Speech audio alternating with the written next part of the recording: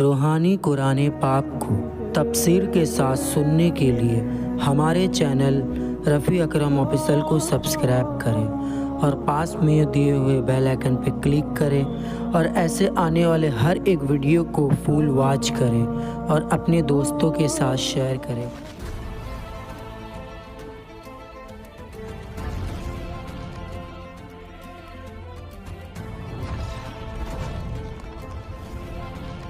اعوذ باللہ من الشیطان الرجیم، پناہ مانگتا ہوں میں اللہ کی شیطان مردود سے۔ وَإِذْ آتَيْنَا مُوسَى الْكِتَابَ وَالْفُرْقَانَ لَعَلَّكُمْ تَهْتَدُونَ۔ اور جب ہم نے موسیٰ کو کتاب عطا کی اور حق و باطل میں تمیز کر دینا کہ کہیں تم راہ پر آؤ۔ حضور نے فرعون اور فرعونیوں کے ہلاک کے بعد جب حضرت موسیٰ علیہ السلام بنی اسرائیل کو لے کر مصر کی طرف لوٹے اور ان کی درخواست پر اللہ تعالیٰ کے عطائے توریت کا وعدہ فرمایا اور اس لیے میقات معین کیا جس کی مدت میں اضافہ 1 ماہ 10 روزہ تھی، مہینہ ذی القعدہ اور 10 دن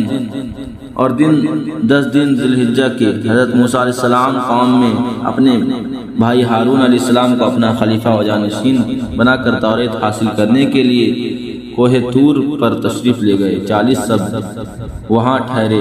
اس عرصہ میں کسی سے بات نہ کی۔ اللہ تعالیٰ نے زبرجدی الواح میں توریت آپ پر نازل فرمائی۔ یہاں سامری نے سونے کا جواہرات سے مرصع بچڑا بنا کر قوم سے کہا کہ یہ تمہارا معبود ہے۔ وہ لوگ 1 ماہ حضرت کا انتظار کر کے سامری کے بہانے سے بچڑا پوجنے لگے، سوائے حضرت ہارون علیہ السلام اور آپ کے 12,000 ہمراہیوں کے تمام بنی اسرائیل نے گوسالہ بچڑے کو پوجا۔ صدق اللہ العظیم۔